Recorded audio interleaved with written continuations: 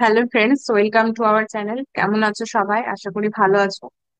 তো এই ক্লাসে আমরা ইন্ডিয়ান ফিলোসফি থেকে কিছু কোয়েশ্চেন আনসার ডিসকাস করব। এর আগের ক্লাসেও আমরা কিছু কোয়েশ্চেন আনসার ইন্ডিয়ান ফিলোসফি থেকে ডিসকাস করেছি এবং আজকের ক্লাসে আমরা এটাই কন্টিনিউ করছি। তো ভিডিওটা তোমরা দেখো, আশা করি তোমাদের ভালো লাগবে। তো ফার্স্ট কোয়েশ্চেন হচ্ছে, হোয়াট ডাজ ঋতু সিগনিফাই? ঋতু কি সিগনিফাই করে? Cosmic and moral order, the values of life, principle of action, law of society. তো এটা রাইট অ্যান্সার হচ্ছে option A, cosmic and moral order. ঠিক আছে, ঋতু কসমিক অ্যান্ড মোরাল অর্ডারকে সিগনিফাই করে। রাইট অ্যান্সার হচ্ছে অপশন এ। ঋতু সত্য এবং যে নৈতিক বিষয়কে বোঝায়, এবং ঋতু হচ্ছে সমগ্র বিশ্বকে পরিচালনা করে। তারপরে নেক্সট হচ্ছে, in the classification of বেদিক literature which among the following belongs to কর্মকাণ্ড। তো বেদিক লিটারেচার অনুসারে আমরা জানি যে দুই প্রকার কাণ্ডের কথা বলা হচ্ছে, জ্ঞান কাণ্ড এবং কর্মকাণ্ড। তো কর্মকাণ্ডের মধ্যে কি মানে কি কি আছে? প্রথমত মন্ত্র বা সংহিতা, তারপরে হচ্ছে ব্রাহ্মণ, তারপর আরণ্যক এবং উপনিষদ। এই মোট চার ভাগে ভাগ করা হয়েছে। তো তার মধ্যে যে কর্মকাণ্ড সেটা হচ্ছে মন্ত্র বা সংহিতা এবং ব্রাহ্মণ এই অংশের মধ্যে পড়ে। আর যে জ্ঞান কাণ্ডের মধ্যে পড়ে আরণ্যক এবং উপনিষদ, অর্থাৎ যে জ্ঞান চর্চা বিষয়গুলোকে বোঝায়। আরণ্যক মানে যে আগেকার দিনে মুনি ঋষিরা অরণ্যে বাস করতেন এবং বিভিন্ন দার্শনিক আলোচনা করতেন, এবং উপনিষদে তো অবশ্যই দার্শনিক আলোচনা আছে, সেই জন্য এই আরণ্যক এবং উপনিষদ হচ্ছে জ্ঞান কাণ্ডের পার্ট। এবং যে মন্ত্র বা সংহিতা, যেখানে বিভিন্ন মন্ত্র, বিধি, নিষেধ এগুলো আছে, এবং তার সাথে ব্রাহ্মণ, অর্থাৎ যে ব্রাহ্মণদের কথা বলা হচ্ছে, তাদের দায়িত্ব, তাদের কর্তব্য, এগুলো সম্পর্কে সমস্ত কিছু বলা হয়েছে।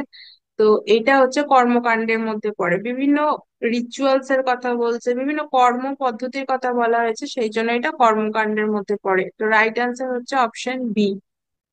তারপরে হচ্ছে, which of the following is not included in the Upanishadic concept of self. অর্থাৎ উপনিষদিক কনসেপ্ট, সেলফের যে উপনিষদিক কনসেপ্ট, তার মধ্যে এখানে অপশনের মধ্যে থেকে কোনটা ইনক্লুডেড নেই? তো কি বলা হচ্ছে, self is universal, true. Self is immanent, এটাও ট্রু। সেলফ ইজ ট্রান্সেন্ডেন্ট, এটাও true. Self as bodily status, তো সেলফকে কি বডিলি স্ট্যাটাস দেওয়া হয়েছে? না, উপনিষদে কিন্তু সেলফকে বডি বা একটা দেহ হিসাবে দেখা হচ্ছে না। তাহলে এখানে নয় বলেছে, তাই রাইট অ্যান্সার কি হবে? Option D. এখানে সেলফকে বডি হিসেবে কোথায় দেখা হচ্ছে, বা বডির মধ্যেই সেলফ থাকে, সেটা কোথায় দেখা হচ্ছে? দেহাত্মবাদ, অর্থাৎ চার্বাক দর্শনে এটা বলা হয়েছে কিন্তু।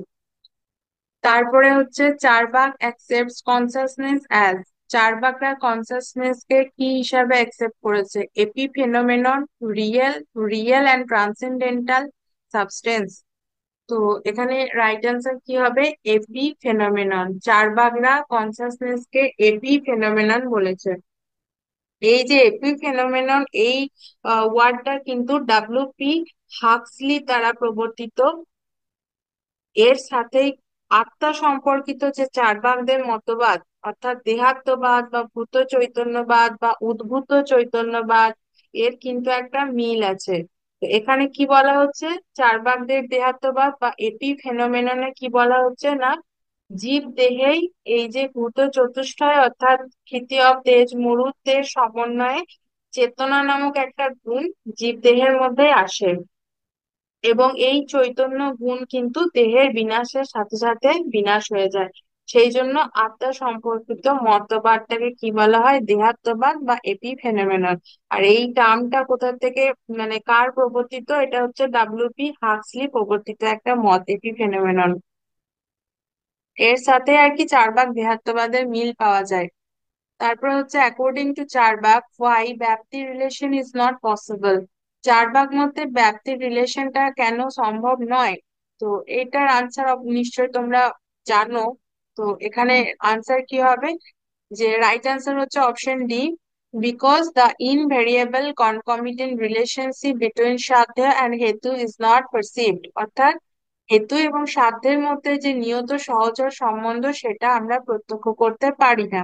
অর্থাৎ আমরা কোনো একটা জায়গায় কি করছি না, পর্বতে ধুমো দেখে আগুনের অনুমান করছি, কিন্তু তার মানে এই নয় যে আমরা অতীতের সমস্ত পর্বতে ধুমো দেখে সেখানে আগুন দেখেছি, বা ভবিষ্যতেও আমরা যেখানে ধুমো থাকবে সেখানে আগুন দেখতে পাবো, এমনটা তো বলা যায় না। আর চার্বাকরা কেবলমাত্র প্রত্যক্ষকে প্রমাণ হিসাবে মেনেছে, অর্থাৎ যেটা আমরা দেখবো কেবল সেটাকে আমরা বিশ্বাস করব বা সত্য হিসাবে ধরে নেব, বাকিগুলোকে আমরা সত্য হিসাবে ধরবো না। তো যেহেতু আমরা অতীতের বা ভবিষ্যতের সমস্ত এই যে ধুমো যেখানেই থাকবে সেখানে আগুন থাকবে এই কেসটাকে আমরা মানে সরাসরি দেখতে পাচ্ছি না, তো সেহেতু কি বলা হচ্ছে যে নিয়ত সহচর সম্বন্ধ হেতু এবং সাধ্যের মধ্যে সম্ভব নয় বা আমরা পার্সিভ করতে পারি না। সেই জন্য তারা কি বলেছে যে ব্যাপ্তির রিলেশন সম্ভব নয়, অর্থাৎ ব্যাপ্তির সংজ্ঞাতেই বলা হয় যে হেতু এবং সাধ্যের নিয়ত সহচর সম্বন্ধ।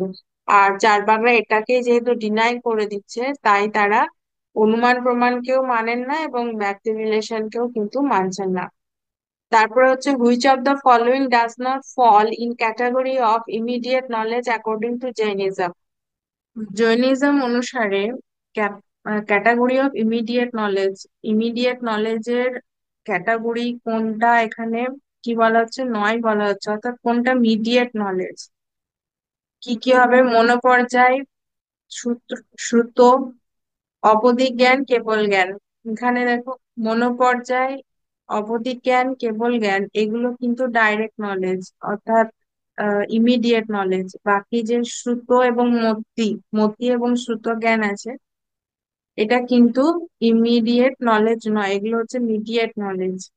ঠিক আছে, এগুলো আমরা ডিরেক্টলি জানতে পারি না, সেন্সেস এর দ্বারা জানতে পারি। তো রাইট অ্যান্সার হচ্ছে অপশন বি।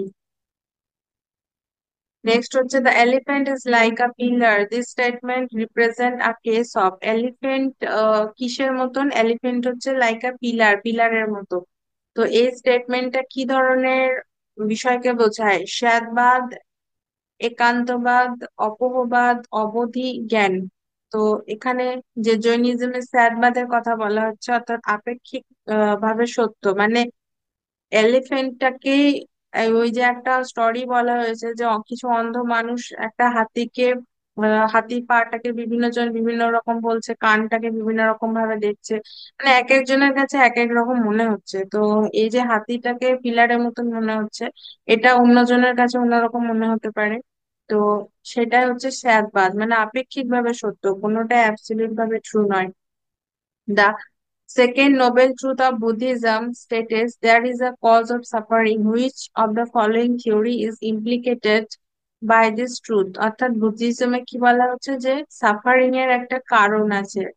তো এইটাকে কি বলা হচ্ছে, সেকেন্ড নোবেল ট্রুথে এটা বলা হয়েছে যে দুঃখ আছে, এর কারণ আছে।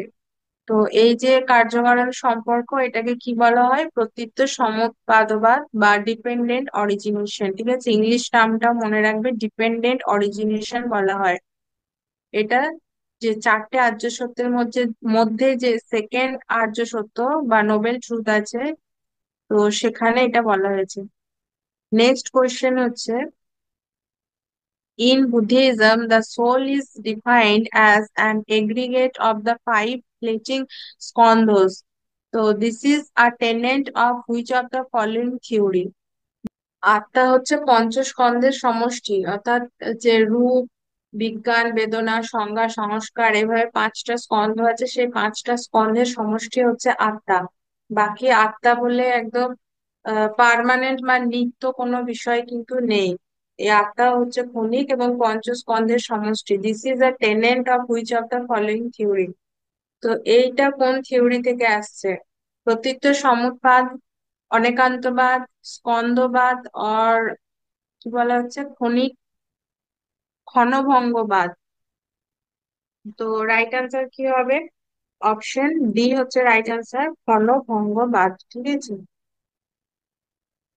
নেক্সট, ইন ন্যায় এপিস্টোমোলজি পরামর্শ fulfil which of the following প্রমাণ, পরামর্শ কোন প্রমাণটাকে ফুলফিল করে, মানে কোন প্রমাণের একটা পার্ট পরামর্শ? উপমান, প্রত্যক্ষ, অনুমান, শব্দ।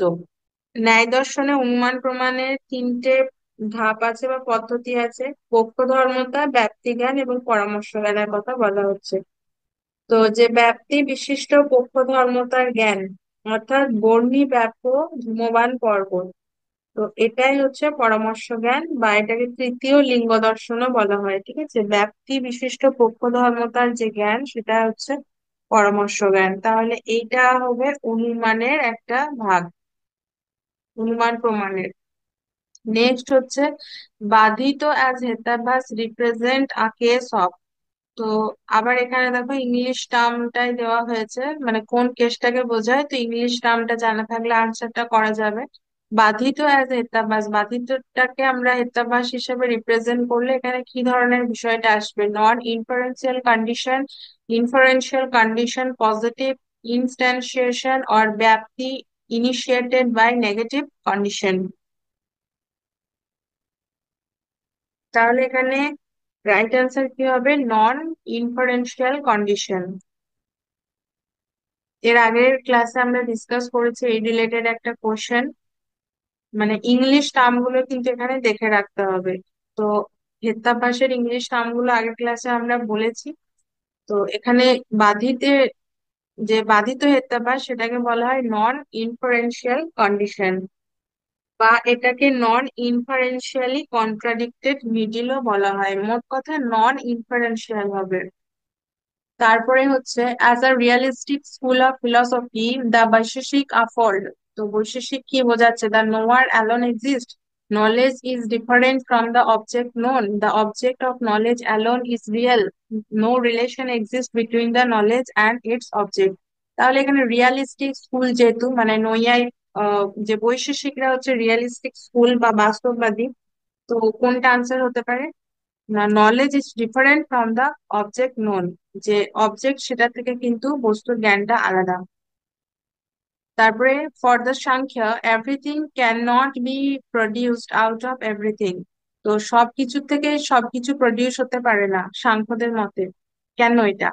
The effect does not pre-exist in its material cause. Everything exists explicitly in Prakriti. The effect is implicitly present in its material cause. The effect is not identical with its material cause. Right answer হবে option C, এফেক্টটা implicitly present থাকে in it's material cause, মানে একটা নির্দিষ্ট একটা নির্দিষ্ট কার্য বা effect একটা নির্দিষ্ট কজের মধ্যে, ম্যাটেরিয়াল কজের মধ্যে আহ অন্তর্নিহিত থাকে। তার জন্যই যে কোনো কারণ থেকে কিন্তু যে কোনো কার্য উৎপন্ন হয় না, নির্দিষ্ট কারণ থেকে নির্দিষ্ট কার্য উৎপন্ন হয়। Which of the following is not a চিত্তবৃত্তি, চিত্তবৃত্তি নয় কোনটা? বিপর্যয় বা ফলস কগনিশন, বিকল্প, নিদ্রা, আর ক্ষিপ্ত। তাহলে এখানে চিত্তবৃত্তি পাঁচ প্রকার আছে, চিত্তের যে বৃত্তি যোগ দর্শনে। কি কি না? প্রমাণ, বিপর্যয়, বিকল্প, নিদ্রা এবং স্মৃতি। তো এখানে যে ক্ষিপ্ত বা রেস্টলেস, এটা হচ্ছে চিত্তের ভূমি, অর্থাৎ চিত্তে যেরকম পাঁচ প্রকার বৃত্তি আছে সেরকম পাঁচ প্রকার ভূমি বা চিত্তের স্তর আছে। কি কি সেগুলো হচ্ছে? চিত্ত মানে মন বা চেতনা, সেগুলো হচ্ছে ক্ষিপ্ত, মূঢ়, বিক্ষিপ্ত, একাগ্র এবং নিরুদ্ধ। তো ক্ষিপ্তটা হচ্ছে চিত্ত ভূমি। ঠিক আছে, রাইট আনসার হচ্ছে option D. Next question, the view that any knowledge carries with its an assurance about its own truth, অর্থাৎ জ্ঞান তার নিজস্ব সত্যকে ক্যারি করে, তো এটাকে কি বলা হচ্ছে? শত প্রমাণ্যবাদ, মানে নিজেই নিজের প্রমাণ। এটাকে কি বলা হয়? শত প্রমাণ্যবাদ, স্যাদবাদ, পরত প্রমাণ্যবাদ, অন্যায়বাদ। কি বলা হয় এটাকে? অপশন এ, শত প্রমাণ্যবাদ। কারা ছিলেন শত প্রমাণ্যবাদী? সাংখ্য। তারপরে হচ্ছে according to Mimamsa system the sole utility of the Vedas lies in. তো মীমাংসা মতে sole utility of Vedas lies in giving information about the nature of the world, directing ritual, showing the path of liberation, establishing the existence of God. So, soul of utility of the Vedas lies in, এখানে right answer হবে option B, directing ritual. ঠিক আছে, বিভিন্ন রিচুয়ালকে direct করা। তারপরে হচ্ছে নেতি নেতি is, নেতি নেতি বলতে কি বোঝায়? আর নেগেশন অফ দ্য ওয়ার্ল্ড, আর negation of the reality of Brahma, আর negation of all attribute of Brahma, or a negation of unity of God and ব্রহ্ম। তো এখানে নেতি নেতি বলতে বোঝানো হয় আর negation of all attribute of Brahma, ব্রহ্মের সমস্ত অ্যাট্রিবিউট কে নেগেট করা, মানে কোনো বিশেষণের দ্বারা বিশেষিত করা যাবে না ব্রহ্মকে। তারপরে হচ্ছে মায়া অ্যাজ সৎ অসৎ অনির্বচনীয়, মিনস দ্যাট, মানে মায়া হচ্ছে সৎ অসৎ অর্থাৎ অনির্বচনীয় বলতে কি বোঝানো হচ্ছে? Maya real and indescribable, maya is knowable and nameable, maya is neither real non unreal, maya is absolutely unreal. তো রাইট আনসার কি হবে? Option C, maya is neither real nor unreal. তো এটাকে বলা হচ্ছে অনির্বচনীয়, মায়া সৎ নয়, মায়া অসৎ নয়। তারপর হচ্ছে which of the following is not accepted as a characteristics of God by Ramanuj. তো রামানুজের মতে যে ঈশ্বরের বৈশিষ্ট্য তার মধ্যে থেকে এখানে কোনটা নয় বলা হচ্ছে? God is absolute, God is nirguna, God is antaryami, আর গড ইজ ট্রান্সিন্ডেন্ট। তো রামানুজের মতে আমরা জানি যে গড হলেন সগুণ, সগুণ ব্রহ্ম বা ঈশ্বরের কথা বলেছেন। সেই জন্য এখানে রাইট আনসার হবে অপশন বি, নির্গুণ ব্রহ্মের কথা কে বলেছেন? শঙ্করাচার্য। আর সগুণ ব্রহ্মের কথা বলেছেন Ramanuja. Next, the Indian concept of purushartha emphasize the importance of. Purushartha, Indian concept যে পুরুষার্থের কথা বলা হয়, তো সেখানে কি বিষয়টাকে ইম্পর্টেন্স দেওয়া হয়? Only spiritual value, material value, non moral value, both material and spiritual values. তো যে চার প্রকার পুরুষার্থ আছে, ধর্ম অর্থ কাম মোক্ষ, এই পুরুষার্থ গুলোর সবগুলোতে কিন্তু মেটেরিয়াল এবং স্পিরিচুয়াল দুই রকম ভ্যালুর কথাই বলা হয়েছে।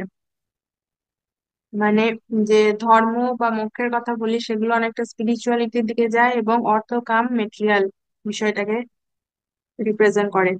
তারপর হচ্ছে অদৃশ্য, অদৃষ্ট ইজ দা, অদৃষ্ট বলতে কি বোঝানো হচ্ছে?